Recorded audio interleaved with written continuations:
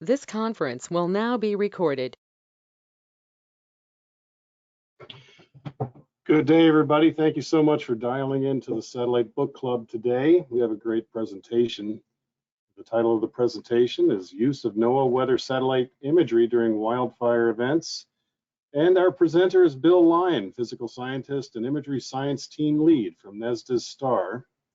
I will also facilitate the discussion after this. And I'd like to remind you first off that this session is being recorded and we'll have some Q&A after the presentation.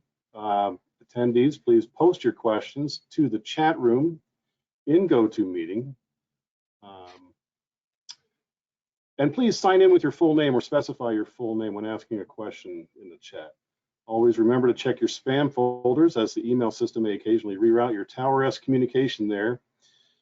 And be reminded, we're looking for future presenters. Please contact TowerS team, Kashad Bowman and Emily Maddox. The training team can help create training materials that may be unavailable, so contact Ross Van Til for information or questions on that. Thank you to Kashad Bowman and Emily Maddox, OCLO and GOES and JPSS. So let's go ahead and introduce Bill. Bill Lyon is the physical scientist and the Imagery Science Team lead with the NESDIS Center for Satellite Applications and Research in Fort Collins, Colorado. Bill conducts validation, research, and development of satellite imagery-based products and tools. Previously, Bill was a forecaster with the National Weather Service in Pueblo. Welcome back to the Satellite Book Club, Bill. Thanks for being here, and the floor is yours. All right, thanks, Mike, for that introduction and for being my facilitator today, and thank you everyone for joining.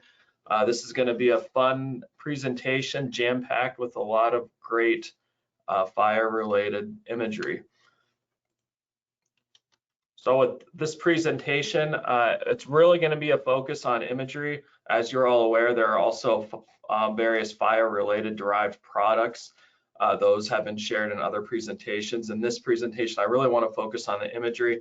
And I really want to, for the most part, get back to the basics and try to bring everyone to a level playing field in terms of various tips and tricks and best practices for using both GOES and VIIRS imagery during wildfire events, whether it be for hotspot detection or smoke detection. This is all based on my previous experience as a forecaster, but also in my current role. I'm basically looking at imagery every day and capturing best practices, and I want to share all of that with you today.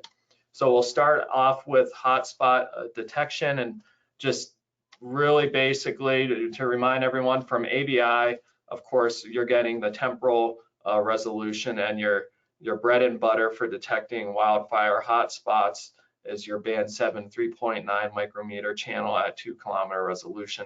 And then we could bring in additional near IR channels to be able to gather information about maybe how hot a fire is getting, and combine that information into red, green, blue multispectral imagery products such as fire temperature RGB and day fire RGB. We could also get a little more complicated and incorporate what we know as the fog difference, or your shortwave IR minus longwave IR channel, into RGBs like nighttime microphysics. I know some of you use, but now more newer RGBs that leverage the fog difference to try to detect wildfires. We have a lot of that same information from our JPSS VIIRS instrument. Of course, the disadvantage here is the temporal availability. With VIIRS, over a given location in the CONUS, you're getting roughly 3 to 6 images in the early afternoon, and then again in the middle of the night. But the advantage of VIIRS is your spatial resolution. The band I4 is your 3.7 micrometer channel, so very similar to the band 7 from ABI, but it's available at 375 meters. So with VIIRS, you're able to, and as I'll show, detect much smaller, cooler fires. So see fires earlier in their development, assuming you get lucky with a pass. So what do I recommend to use for wildfire hotspot detection? For me, you know, I've messed around with a ton of different displays, but I always go back to just the very, very basic display, looking at your channel 7 single band imagery, just to unattractive grayscale color map where dark is hotter brightness temperatures and light is cooler brightness temperatures. So your wildfire hotspots, no matter where you are in the country, no matter the season, will always appear as a relatively dark gray pixel compared to the surroundings. Again, it's not attractive, but for me, it's your best, safest bet for detecting a new developing hotspot and trying to gain that lead time over 911 calls. Now, I have tried to, and many of you have probably tried to get cute and maybe add a yellow enhancement in the hot area of the color map to try to detect those hot spots. But of course, that can be difficult to find the right threshold, and that threshold's going to be constantly moving depending on the season and where you are. In this case, this threshold did a good job in capturing these hot spots in Idaho, but it also shows up in a large portion of the scene just as the ground heats up. So in this same scene, again, these are likely ag fires across Idaho, so not very hot fires, but this is what you're going to be trying to detect in your imagery, maybe on a high fire danger day. So you might try to adjust the threshold up a little bit so that you're only seeing the yellows appear for the hottest hotspots, but many of those cooler hotspots aren't going to show up in that threshold. So this is okay, and it'll grab your eye to the hotter fires, but you'd have to keep in mind using this enhancement that the newest, coolest fires are not going to show up as yellow, so you still have to be aware to monitor for the darker grays. And then you might take that same color map and move to a different geographic location and see that much of the scene actually lights up from that enhancement. So that's why, you know, I typically would then stay away from using such an enhancement and just stick with the grayscale. What about RGBs? I mentioned the fire temperature RGB that combines channel 7, 6, and 5 from GOES to not only detect new hotspots, but also be able to follow a fire as it's heating up and trying to identify the most active, hottest parts of a fire.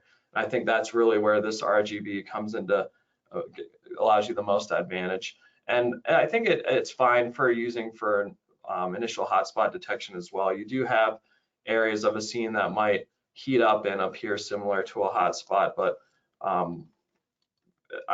I wouldn't be upset if you use this for hotspot detection. But again, I'd still stray towards your safe bet, your grayscale color map. And then something like day fire RGB is great for being able to see hot spots, burn scars, and smoke plumes in a single display. But in this type of RGB, you might miss some hot spots, and the red hot spot on green or brown background is very difficult for colorblind folks to see. And then finally, an RGB, a microphysics type RGB that includes that band difference might be a good option and really does a great job of detecting hotspots. But as you can see, cloud features such as growing cumulus appear the same as a hotspot. So to me, this is not a safe option for identifying new wildfire hotspots.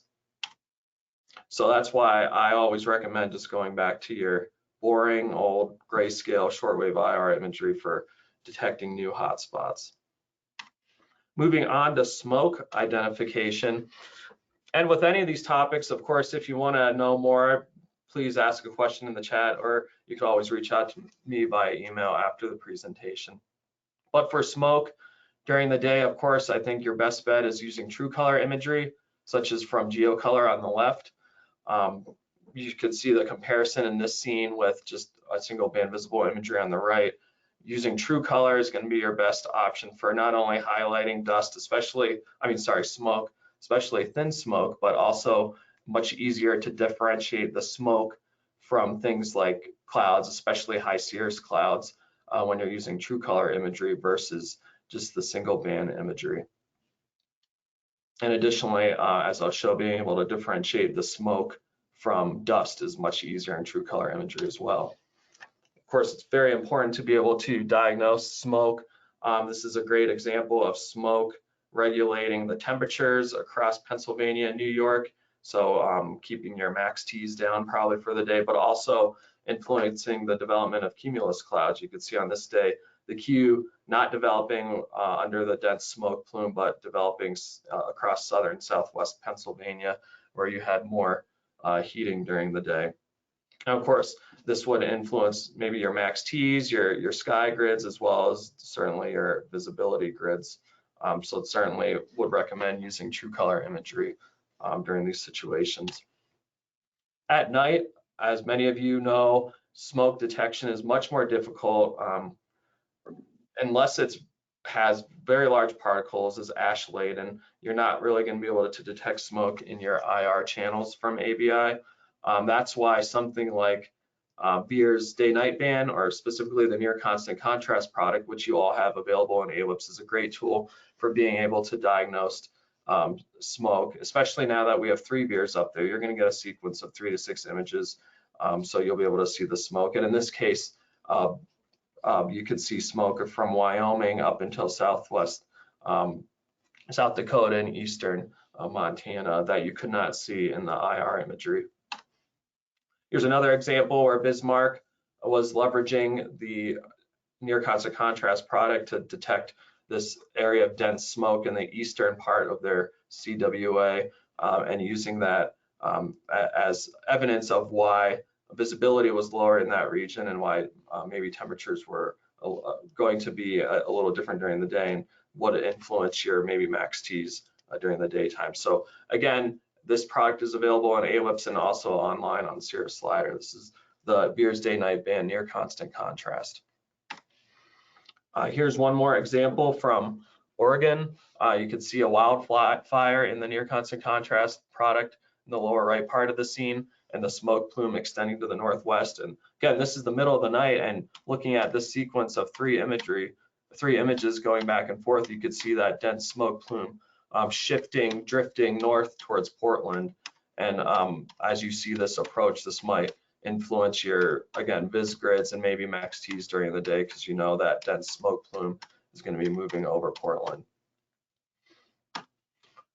And then I mentioned at night it's tough, and this was one case where I was messing around with an RGB. This is the CVD dust RGB that I can share with you, or you can, I think it'll be available on AWIPS eventually, but it seemed to have a signal for smoke. In this case, I switched from geocolor during the day to this RGB at night, and it seemed to show, well, those areas of smoke match up with these bright green areas at night. But this was actually more so the environment highlighting the green areas where you had a temperature inversion. But still, knowing where you have that temperature inversion and knowing that this is the air mass where that smoke is trapped during the day, and likely where the same smoke is going to be trapped at night, could be used, something like this can be used as a proxy for where you expect the smoke to be overnight. So maybe, in fact, IR imagery or RGB such as this can be used, maybe not so much to see exactly where the smoke is, but where you expect the smoke to be based on the environment, based on where that inversion is setting up. Now, smoke versus dust. I can't think of off the top of my head a reason why you care so much the difference, but some of you probably can, and maybe you do care whether it's smoke versus dust. And during the daytime, again, true color imagery, such as from the GeoColor product, is going to help you differentiate smoke from dust. Of course, smoke is typically made up of smaller particles, so you're going to have more blue in the smoke, so it's going to appear more of a gray or even blue at times, versus blowing dust, which has typically larger particles. There's going to be more red, so it's going to appear more tan or brown. And you can see that differentiation in this scene from Washington, many smoke plumes as well as blowing dust across this region. In the infrared, if you're looking at just something like split window difference, you can see hard to differentiate the two. And in this case, actually, the smoke was ash laden. So especially near the fires, the smoke showed up in the split window difference because it had those large ash particles. But looking at just the split window difference, kind of hard to differentiate the dust from the smoke. But I discovered in making this presentation that a few years ago, I made an RGB that actually did a pretty good job, at least in this case, differentiating the dust as more cyan colors versus the smoke as bright greens. And I did this by combining the split window difference with a cloud top phase difference, which is going to help to differentiate aerosols where you have more uniform sized aerosols, such as dust, versus a large array of different sized aerosols like you see in an ash-laden smoke plume. So this is something you don't have, but maybe something I'll look back on and maybe share with folks if you're interested. Now to mesosector value. I think we all know by now, mesoscale 1-minute imagery or 30-second imagery is extremely valuable for operations. Kind of my 3 key points is you're not missing development between images. Within those 5-minute time steps, you're catching all the details between. I think the 1-minute imagery provides a forecaster with a quicker understanding of the atmospheric situation. Your mind doesn't have to do that interpolation between images. You're seeing what's happening. And finally, an obvious is lower latency. You're getting the most recent image quicker with 1-minute imagery versus with 5-minute imagery. So if you're expecting wildfires, don't be shy, make that meso request. It never hurts to put in a meso request. And in this case, you could see with this wildfire and the 5-minute imagery, maybe you get 2 scans where you could kind of see a darkening of the pixels between clouds, whereas in 1-minute imagery, you're getting more like 10 to 15 scans of darkening pixels. That would lend a forecaster more confidence that what you're actually seeing is a hotspot instead of maybe just changing contrast between clouds. Here's an example over Alaska of a great comparison between what they typically have without 1-minute imagery, 10-minute imagery on the right, versus 1-minute imagery on the left. You get the smooth imagery and being able to see as that outflow boundary with smoke behind it approaches the wildfire, and of course would cause a change in fire behavior as that outflow passes through. Now on to the benefits of using both GOES West and East if you have it. Of course, in the Western US, you are covered in both the PACUS from GOES West sectors and the CONUS sector from GOES East. Further east in the Eastern US in AWIPS, you're just stuck with the lower resolution full disk imagery from GOES West, but you can go to sites, you know, like the Star Image Viewer, or you can go to Cirrus Slider and view full disk imagery. This was a neat example from the Boulder Forecast Office where if you're looking at GOES East imagery, you don't see anything, you see clouds. If you're looking at GOES West, you see a hotspot near Estes Park. And from just the single band imagery, you don't really know why. And that's why in these cases, it's good to look at RGBs as well. We bring in the day fire RGB. You see that the reason you don't see that fire from the GOES East perspective is because this mountain wave cloud is masking the heat from the fire. And due to parallax, GOES West actually can see under that cloud. You can see the shadow over the cloud, and GOES West is actually able to detect that hotspot. In this case, actually, the Boulder Forecast Office was using both East and West and was able to identify that fire. But if you were only using GOES East, you would have never seen that hotspot. Smoke detection as well, it's very important. If you want to know where the smoke is, to use both East and West. During the morning, GOES West is going to be able to see the smoke much better due to forward scattering. As the sun rises to the east, it's the dust is, or the smoke is scattering the light forward into the GOES West sensor. During the afternoon, that's the opposite. The sun setting to the west and scattering forward the smoke, or the smoke is scattering the energy towards the GOES East sensor. So if we step through just image by image, you can see in the morning, for this case, same time from GOES West on the left, GOES East on the right. You could see from GOES West, you could see quite a bit of smoke across Montana, Wyoming, and the Central Plains, while from GOES East, you hardly see that smoke. During the midday, the smoke signature becomes not so obvious from both perspectives as the sun is high in the sky. But again, as the sun sets to the west, you have forward scattering of energy into the GOES East sensor. So in the afternoon, you would switch to using GOES East. You could see the smoke much more clearly compared to GOES West in the afternoon then. Now on to viewing fires in the high terrain. You may be familiar with terrain parallax. It's similar to cloud parallax, but for terrain. So features on the surface at high elevations will appear displaced slightly to the north and east from the GOES West perspective, and to the north and west from the GOES East perspective, very similar to cloud parallax. And this is not corrected, certainly not corrected in AWIPS. And you can see in this example, switching between GOES east and west compared to the map, you can see a shifting of that high elevation lake. So with wildfires, if you're just looking at the lat long and AWIPS of a wildfire hotspot at a higher elevation, maybe 5,000 plus feet, that fire is going to be displaced roughly it's like 1 to 3 kilometers, which could be significant, especially when you're dealing with terrain and lots of trees. So there actually is terrain corrected fire imagery for ABI in SSCC Real Earth, and VIIRS imagery is terrain corrected wherever you find it now. So you can see comparing these two images, GOES west terrain corrected fire temperature with VIIRS, you can see that that fire does not shift. While if we look at non-terrain corrected imagery from GOES west, you can see that the fire hotspot is displaced to the north and east of its actual location as detected by VIIRS.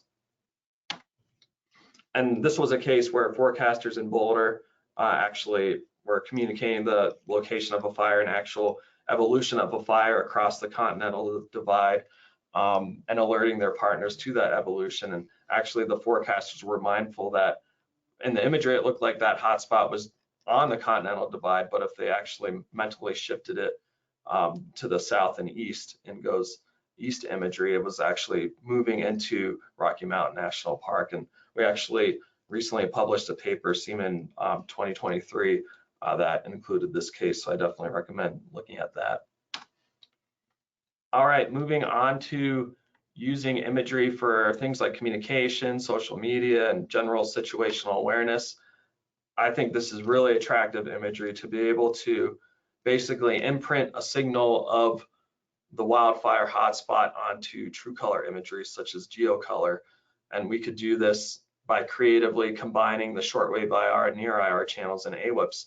I have procedures to do this, to be able to see just where you have the hottest pixels, where you have the fires, but also being able to see the smoke, and in this case, pyrocue developing along the fires. This is work that Sierra is doing to try to make this a little more formal and make this product available, being able to imprint signals such as fires and dust and smoke onto displays like this. And hopefully within the next few years, you'll see more official displays like this. But in the meantime, you could certainly finagle your way throughout AWIPS to create a display like this. And I think it's very great for public consumption. Here's an example from the Hawaii fires. Similar display, you can see the hotspots on the two islands, and you can see the smoke plumes coming from them. Now to VIIRS contributions. I mentioned VIIRS earlier, giving you the advantage of the higher spatial detail. So if you get a pass over your location, could be useful for detecting fires early. So where can you get VIIRS? Jarrell had a talk recently. You could get VIIRS over the CONUS on the Sierra Slider page. Now, if you navigate your satellite to JPSS, there's the CONUS sector where you could view various fire imagery online.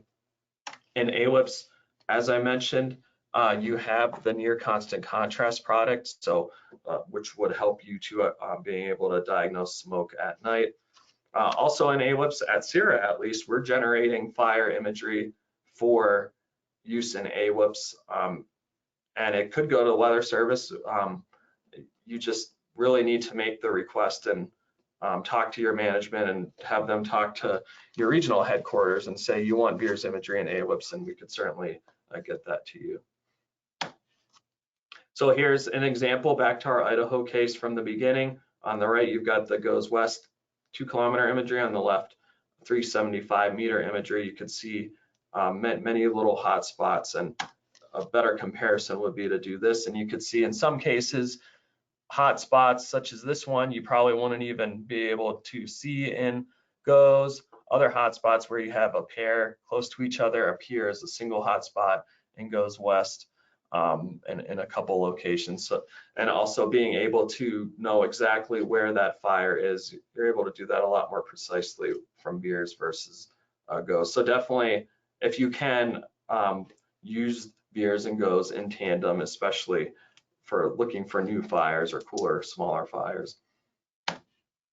Here's a really cool example of looking at the day fire RGB. Again, VIIRS providing detail not only of the hotspots in this RGB, but also clearly where you have already burned, so where your burn scar is and where your most active smoke plumes are. And then, of course, in the higher latitudes, they have much better coverage of VIIRS, such as in Alaska, and Alaska Fire Service could teach us a lot about using VIIRS imagery for fire detection. They use it anywhere from determining the size of a fire and burn scar to monitoring intensity changes, looking at smoke, and also monitoring vegetation. So here's a look at a fire over Alaska. You can see, of course, they have GOES imagery over Alaska, but with VIIRS, with GOES at such high latitudes, that pixel size is so large. So if you bring in VIIRS, you're able to get a lot more detail about that fire, how hot it is, and where it's located. Just a few slides left. I wanted to just mention real quick burn scar mapping. And of course, the bear maps, the bark maps, and aircraft IR is going to be your bread and butter for really getting precise burn scar maps. But maybe while the fire is burning, if you're not getting that information yet, what can you use in the meantime? Maybe a gap filler for burn scar mapping. And you could use VIIRS. We could see in this example, before fire and after fire, you could clearly see in the veggie band and in the NDVI where that hotspot has developed, and compare that with the eventual burn scar map. And I know Wisconsin's been working on trying to develop a method for forecasters to easily access maps like this created from VIIRS imagery that could be used before you get those other more detailed maps. And finally, I just wanted to go through a few quick cases that I found were neat. This was a case way back in the day in Pueblo where we helped the Pueblo County EM locate a fire in the middle of the forest in the mountains. They were getting 911 calls of a fire somewhere out west, but they weren't getting precise locations. So they called us and asked if we could see anything. And we did see this pixel light up, so we were able to give them the approximate lat long of that fire location so that they could go and squash it quickly. This was an example interacting with Brian Curran from Midland, where they were using, I think, Deborah dust imagery and fire temperature RGB imagery to communicate a coming wind shift and visibility reduction towards this fire where they had firefighters and equipment on the ground. They communicated the approaching gust front, and those folks were able to move, reposition the boots on the ground, again, based on the information on satellite imagery communicated from the Weather Service. And one more recent example I thought was neat from the Fort Worth office, monitoring GOES satellite imagery with GLM and other lightning imagery to see where you had lightning flashes over an area with very dry antecedent conditions. And that is actually the eventual location where a new fire had developed. So you had a lightning starting a fire in this case, and very neat to see Fort Worth sharing that on social media. And that is all. I hope you all enjoyed it and got something out of it. Again, you can always email me with questions. Most of these examples are on the Satellite Liaison blog, along with many more. And please, if you ever have a neat example of satellite use and operations, I'd like to tag team with you to write a blog post there. And if you're going to NWA next week, I'm excited to chat with you. Come by my showcase table on Monday, table number 106. Thanks a lot, everyone, and I'm happy to take questions now. Thank you, Bill, very much for an excellent presentation. Lots of really exciting and interesting imagery to share there, along with your half of gigabyte presentation. That was awesome. I really enjoyed that. Lots of stuff to think about there if you're into fire, weather, and smoke. I'd like to encourage all the attendees to please stay on the line for a discussion here, especially from the field forecast offices and regional headquarters. We'd appreciate that. Use the chat room that you have in GoToMeeting, and specify your full name if it doesn't appear there. We'd appreciate that. One thing I'd like to mention real quick before we get into that is that especially for the National Weather Service colleagues, or only for the National Weather Service colleagues, please join the Tower S team's new channel in Slack. They do have one there. They appreciate more than 250 members who have joined in from the past few weeks. So topics of recent postings have included the GLM cadence as well as information on GOES map views and AWIPS. So please contact Kashad or Emily here if you have any questions on how to join that space. And also Lee Byerly will link Bill's AWIPS procedures in Slack if you'd like to check those out. Okay, one other thing, Emily will post the link for feedback on this session in the chat. Please give feedback if you will, that will be appreciated. And quickly, I'll mention in a week from today, on Thursday, September 14th at 12 p.m. Eastern Time, Sean Campbell, Senior Aviation Meteorologist from the Aviation Weather Center, will discuss the Aviation Weather Center's convective SIGMET desk. So please tune into that. And I encourage you to contact the Tower S team, Kashad Bowman and Emily Maddox, for questions about the SBC or for configuration of satellite products. Okay, let's move on and do some Q&A here. Bill, I've got some Q&A in the chat. First was from Brian Caron, I believe in Midland. He says, Bill, are you able to address the fire temperature RGB? Also, Midland uses shapefiles and AWIPS to lower false alarms from gas plants and solar farms. This might be a best practice others can use. So can you talk about the fire temperature RGB? Yeah, thanks for the question, Brian. Yeah, that's a good idea with the shapefiles. We did that in Pueblo for solar farms, and of course, important and sometimes a challenge to keep those updated with new gas flares and new solar farm locations coming up, but certainly a best practice for other offices to follow. Yeah, fire temperature RGB it combines not just the shortwave IR, but two of those near IR channels, and it gives it the ability to better monitor intensity changes in the fire, because those near IR channels are more sensitive to progressively hotter temperatures of a fire. So I think especially when you have a mature fire, day 2, 3, 4, and onward, monitoring a fire, if your partners are interested in intensity changes, or where maybe you're having more active regions of the fire temperature RGB would able to provide you with that type of information, maybe a little better than just the single channel shortwave IR imagery alone. So yeah, certainly I go to that when you have your mature already developed fires. Thanks, Brian. I think I'll join you here, Bill. I had another question for you. What role do you envision AI or machine learning systems will play in wildfire hotspot detection? Great question. I think we can leverage those sort of automated detection systems at the very least as a backup, something so that you are alerted to new fires when you might have someone monitoring fires anyway, but so that you're ensuring nothing's missed. You might have that leveraging machine learning to alert where you might have a new fire. And then I think you're always going to have a place for the human to go in there, look at the imagery, and actually confirm that it is a fire, not something else, and not some sort of false alarm. So I think it will be there as a safety net, again, alerting system, and then you leverage your expertise to confirm whether it's a fire and then communicate that fire to your partners. Terrific. Hey, I don't see any other questions in the chat, but I have a question for you also, Bill.